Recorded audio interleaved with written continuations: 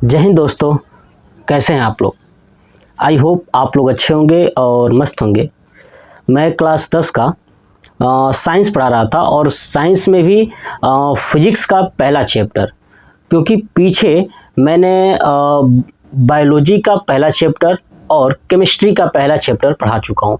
अब फिजिक्स का पहला चैप्टर स्टार्ट किया है, प्रकाश का परावर्तन, जिसके पीछे मैं बताया था कि प्रकाश क्या है, प्रकाश के गुण कौन कौन से हैं, और उसके जस्ट बाद मैंने आपको ये बताया था कि जो प्रकाश किरण है ना, प्रकाश की किरणें या प्रकाश किरण पुंज क्या होती हैं, ये डिटेल्स में समझाया था। आज के इस वीडियो में मैं आपको बताने वाला हूँ कि प्रकाश का परावर्तन, पहला टॉपिक सही होने वाला है हमारा। पहला टॉपिक लिख देता हूँ, प्रकाश का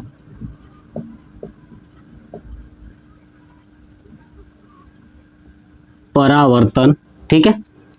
दूसरा टॉपिक ये पढ़ेंगे, है ना, परावर्तन के नियम, है ना, परावर्तन के नियम। और तीसरा टॉपिक ये पढ़ाऊंगा, परावर्तन के प्रकार, है ना, परावर्तन के प्रकार, है ना। 3 टॉपिक्स मैं कंप्लीट करूंगा और मैंने बोर्ड पे नहीं लिखा हुआ है, मैं आपको चीज़ें डिफिनीशन के रूप में बोलूँगा, आप अपनी कॉपी पे नोट कीजिएगा, ठीक है, अपनी लैंग्वेज में नोट कीजिए सीक्वेंस वाइज। चलिए, तो पहला देखते हैं प्रकाश का परावर्तन, ठीक है। पहला टॉपिक सही है, प्रकाश का परावर्तन। देखिए, प्रकाश का परावर्तन क्या होता है, यानी रिफ्लेक्शन ऑफ लाइट, ठीक है।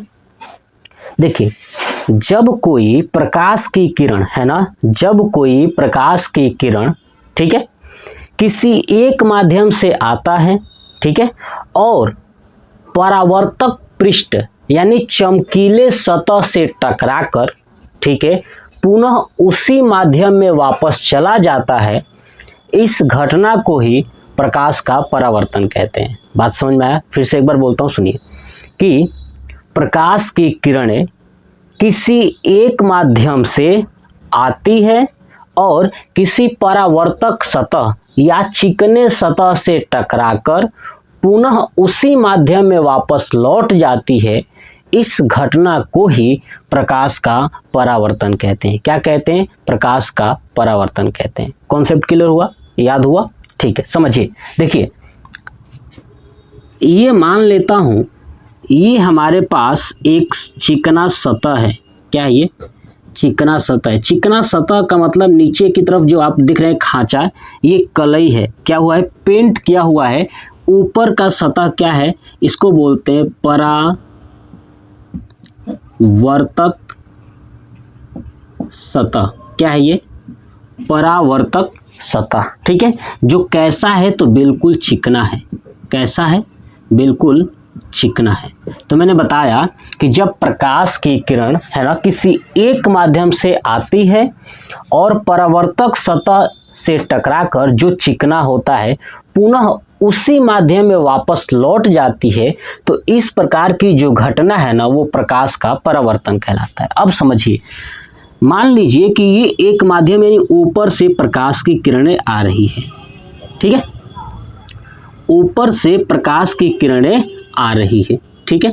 अब ये आया तो इस परावर्तक सतह के यहाँ पे टकराया, है ना, परावर्तक सतह के किसी बिंदु पर टकराया, तो परावर्तक सतह के किसी बिंदु से टकराने के बाद पुनः उसी माध्यम में, है ना, उसी माध्यम में ऐसे चली जाएगी, ठीक है, पुनः उसी माध्यम में वापस चली जाती है। तो जो ये घटना हो रहा है ना, यही क्या है? प्रकाश का परावर्तन। यानी एक माध्यम से आया और उसी माध्यम में वापस चली गई। बात समझ में आ गया? तो उस समय जो घटना होगी वो क्या होगा? प्रकाश का परावर्तन। तो देखिए, जो ये प्रकाश की किरणें आ रही है, ठीक है ना, जो ये प्रकाश की किरणें आ रही है, इसको बोलते हैं आपतित किरण। क्या बोलते हैं? आपतित किरण। तो आपतित किरण क्या होता है कि जो प्रकाश की किरणें है ना परावर्तक सतह से आकर टकराती है वो किरणें आपतित किरण होती है। क्या होती है? आपतित किरण होती है। बात समझ में आ गया? और जब यही किरणें परावर्तक सतह के जिस बिंदु पर टकराती हैं, है ना, यही आपतित किरणें परावर्तक सतह के जिस बिंदु पर टकराती हैं इस बिंदु को बोलते हैं आपतन बिंदु। क्या बोलते हैं? आपतन बिंदु। पॉइंट्स याद रखिएगा, क्या बोलते हैं? आपतन बिंदु। यानी आपतित किरण परावर्तक सतह के जिस बिंदु से टकराती है वो कौन सा बिंदु होता है? आपतन बिंदु। और आपतन बिंदु से टकरा करके है ना उसी माध्यम में वापस चली जाती है। तो जो ये किरण है वापस जा रही है इस किरण को बोलते हैं परावर्तित किरण। क्या बोलते हैं? परावर्तित किरण। याद रखिएगा कि परावर्तित किरण क्या होती है कि जो किरणें परावर्तक सतह के आपतन बिंदु से टकराकर उसी माध्यम में वापस जाती हैं वो किरण क्या होता है? परावर्तित किरण। बात समझ में आ गया? चलिए अब समझिए। अब ये था हमारा आपतन बिंदु जहाँ पे आपतित किरण टकराई है और ये है परावर्तित किरण जो टकराने के बाद किरणें वापस जा रही है उसी माध्यम में। अब समझिए आपतन बिंदु से है ना, आपतन बिंदु से, ठीक है, आपतन बिंदु से परावर्तक सतह दिख रहा ना, ये आपतन बिंदु से परावर्तक सतह के लंबवत है ना, लंबवत अगर एक रेखा खींच दिया जाए, ठीक है ना, ध्यान रखिएगा, परावर्तक सतह के है ना लंबवत आपतन बिंदु से अगर एक रेखा खींच दिया जाए तो इस रेखा को क्या बोलेंगे? अभिलंब। क्या बोलेंगे? अभिलंब। याद रखिएगा, कॉन्सेप्ट सुनिएगा, धीरे धीरे चीज़ों को सीखना है। यानी आपतन बिंदु से परावर्तक सतह के लंबवत अगर एक रेखा खींच दिया जाए उसे क्या बोलेंगे? अभिलंब। ठीक है, अब सुनिए, आपतित किरण, ठीक है, जो आपतित किरण और अभिलंब के बीच का जो कोण ये बन रहा है ना, आपतित किरण तथा अभिलंब के बीच का जो कोण है इसे I से डिनोट करते हैं और इस कोण को कहते हैं आपतन कोण। क्या कहते हैं? आपतन कोण। याद रखिएगा, क्या कहते हैं? आपतन कोण। आपतन कोण किसके दिखाते हैं? I से।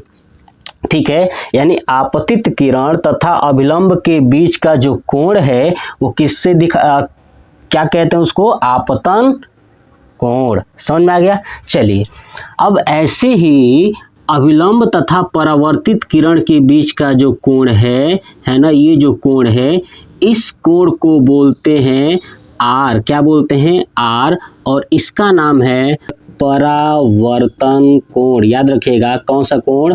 परावर्तन कोण। ये पॉइंट्स आपको याद रखना है। और परावर्तन कोण को किससे दिखाते हैं? R से। ठीक है, चलिए, तो अभी आपको क्या क्या मैंने बताया कि देखिए कि आपतित किरण क्या है, अभिलंब क्या है, परावर्तित किरण क्या है, परावर्तन कोण क्या है, आपतन कोण क्या है और परावर्तक सतह क्या है और आपतन बिंदु क्या है। ये जितना टॉपिक्स मैंने बताया आपके दिमाग के अंदर फीड हो जाना चाहिए। समझ में आया? प्रकाश का परावर्तन में ये चीज़ें आपको याद रखनी है। चलिए, अब हम लोग चलते हैं दूसरा टॉपिक्स, परावर्तन के नियम। क्या चीज़? परावर्तन के नियम। देखिए, परावर्तन का नियम क्या कहता है कि, सुनिएगा ध्यान से, पहला नियम यही है कि जब कोई प्रकाश की किरण है ना, ध्यान सुनिए, जब कोई प्रकाश की किरण परावर्तक सतह से टकराती है तो आने वाली आपतित किरण है ना, जब कोई प्रकाश की किरण, कौन सी किरण? आपतित किरण परावर्तक सतह से टकराती है तो उसी माध्यम में वापस चली जाती है। ये मैंने बताया था प्रकाश के परावर्तन में।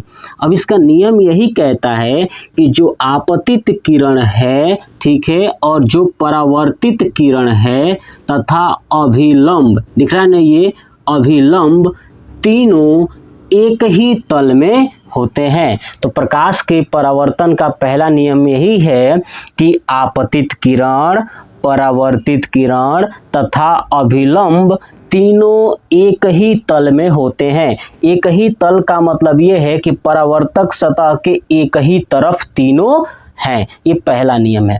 दूसरा नियम ये कहता है कि आपतित किरण तथा अभिलंब के बीच का कोण तथा परावर्तित किरण तथा अभिलंब के बीच का कोण आपस में बराबर होते हैं, सदैव आपस में बराबर होते हैं। यानी कोण I इक्वल टू कोण R। समझ में आया?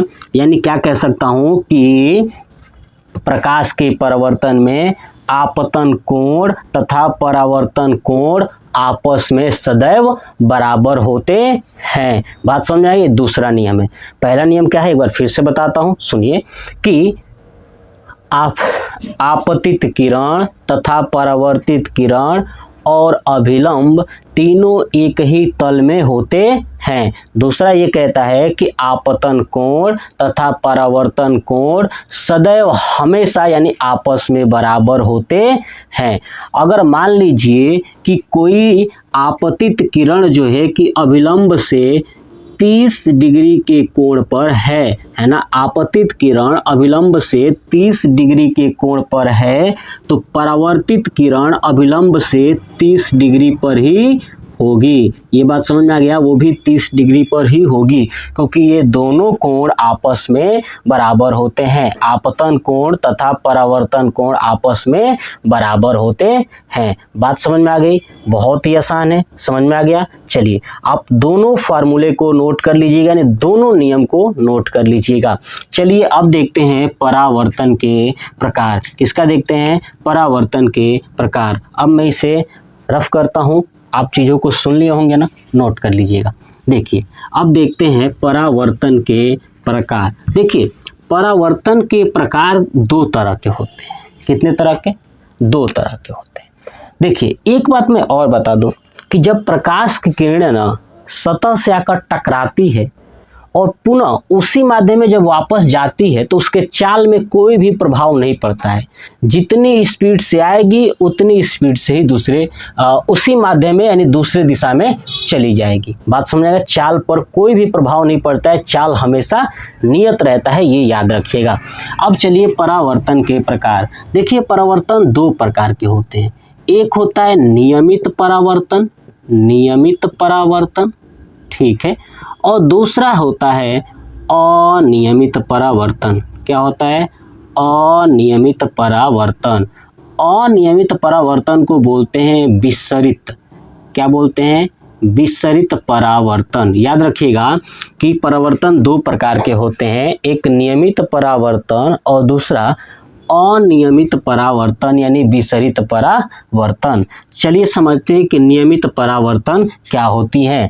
यानी जब प्रकाश की किरणें, सुनिए, जब प्रकाश की किरणें, है ना, ध्यान सुनिए, जब प्रकाश की किरणें परावर्तक सतह से टकराती हैं, ठीक है, और परावर्तक सतह कैसा होता है? चिकना होता है। तो याद रखिएगा जब प्रकाश की किरणें चिकने परावर्तक सतह से टकराती हैं तो टकराने के बाद सभी किरणें एक दूसरे के समांतर हो जाती हैं। सभी किरणें एक दूसरे के समांतर हो जाती हैं। जैसे देखिए ये जैसे किरणें जा रही हैं, है ना, एक दूसरे के सभी क्या हो जाती हैं? समांतर हो जाती हैं। तो इस प्रकार का जो परावर्तन है ना वो नियमित परावर्तन होता है।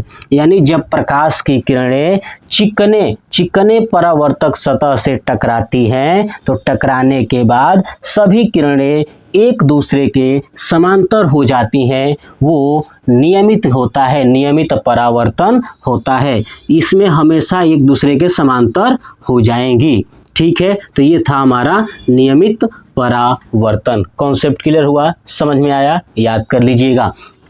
दूसरा है अनियमित परावर्तन यानी विसरित परावर्तन। यानी जब प्रकाश की किरणें, ध्यान सुनिए, जब प्रकाश की किरणें खुरदरे, है ना, खुरदरे सतह से टकराती हैं। देखिए ये खुरदरे यानी ऊपर नीचे, है ना, जब प्रकाश की किरणें खुरदरे सतह से टकराती हैं तो परावर्तित होकर अपनी दिशाएं बदल लेती हैं, इधर उधर चली जाती हैं। यानी जब प्रकाश की किरणें आएगी, ठीक है, तो वो अपनी डायरेक्शन को चेंज कर लेगी। देखिए कोई इधर जाएगी, कोई हो सकता है इधर चली जाए, है ना, कोई अगर बीच में पड़ेगी तो हो सकता है ऐसे आ जाए, ठीक है। तो यानी आपको एक चीज़ दिखाई दे रहा है कि अनियमित परावर्तन क्या होता है कि जब प्रकाश की किरणें, है ना, खुरदरे सतह से टकराती हैं, ठीक है, तो अपनी दिशाएं बदल लेती हैं, वो अनियमित परावर्तन होता है, यानी विसरित परावर्तन होता है। देखिए इसका उपयोग बहुत ज़्यादा होता है। पहला मैं ये बता दूं कि जैसे मान लीजिए कि आप अखबार पढ़ रहे हो, अखबार जब भी बनाया जाता है ना, तो एकदम सबसे घटिया क्वालिटी का जो कागज़ होता है उसका बनाया जाता है न्यूज़पेपर यानी अखबार, ताकि जब अखबार आप पढ़ो तो उस पर लिखी हुई छोटी छोटी चीज़ें बड़ी ही आसानी से दिखाई दें। क्यों दिखाई दे कि उस पर जो लाइट पड़ेगी तो लाइट क्या हो जाएगी, बिखर जाएगी, जिसके कारण आपको लिखी हुई छोटी छोटी अक्षर दिखाई देगी। इसलिए अखबार जब भी बनाया जाता है तो कभी भी चिकने यानी सबसे अच्छा पेज का नहीं बनाया जाता है, अच्छे कागज का नहीं बनाया जाता है, एकदम बेकार कागज का बनाया जाता है, ताकि वो अनियमित हो जाए, खुरदरा हो जाए, जिसके कारण आसानी से छोटे अक्षर पढ़ा जा सके। दूसरा इसका उपयोग क्या है कि आपको मैं बताऊं, घर में जो लगा हुआ खिड़की में कांच होता है, आपने देखा होगा कांच का काम क्या है कि बाहर से जो सूर्य की किरणें आती है तो कांच के ऊपर पड़ती है, तो कांच क्या करता है, उस प्रकाश की किरणों को पूरे रूम में फैला देता है। यानी जो कांच बनाया जाता है तो कांच में भी जो परावर्तन यूज किया गया है वो अनियमित किया गया है। अगर वो नियमित होता तो जिस जंगले से आता उतने एरिया में ही केवल प्रकाश होता, बल्कि नहीं, वो प्रकाश को विसरित कर देता है, फैला देता है। कौन? खुरदरा कांच। यानी कांच भी कई तरह के होते हैं ना, खुरदरा कांच जो होगा वो क्या करेगा, प्रकाश को फैला देगा। ऐसे ही अगर तीसरा मैं बात करूं कि आंख का जो चश्मा होता है ना, जो ब्लू वाली होती है, क्या बोलते हैं वो, ब्लू लाइट कट होता है ना, ब्लू लाइट कट वाली, जो मोबाइल चलाते वक्त चश्मा पहनते हैं। तो देखिए मोबाइल से जो किरणें निकल रही हैं, वो चश्मा का जो ग्लास है वो क्या करता है कि कुछ किरणों को क्या करता है कि वो रोक के विसरित कर देता है, बाहर की तरफ परावर्तित कर देता है चारों तरफ, है ना। वो नियमित नहीं है, अनियमित की तरफ चारों तरफ विसरित कर देता है, चारों तरफ फैला देता है, ताकि पूरी लाइट आपके आँख के अंदर न जाए, किसी के भी आँख के अंदर न जाए और आँख खराब होने से बच सके। तो ये सब इतना परावर्तन के यानी जो अनियमित परावर्तन का उपयोग है वो बहुत जगह है, मैंने उसमें से 2-3 बताया, ठीक है। ये चीज़ें आपको समझ में आई और आप कॉपी पे जो मैंने बोला है वो नोट्स बनाइएगा और अपना तैयारी करते रहिए। नेक्स्ट पार्ट में मैं ये पढ़ाऊँगा कि दर्पण क्या है, यानी हम लोग पढ़ने वाले हैं दर्पण, प्रतिबिंब, दर्पण कितने प्रकार के होते हैं, ये सब डिटेल्स के साथ मैं समझाऊंगा, ठीक है। तो ये वीडियो कैसा लगा कमेंट बॉक्स में कमेंट करके जरूर बताइएगा। जय हिंद।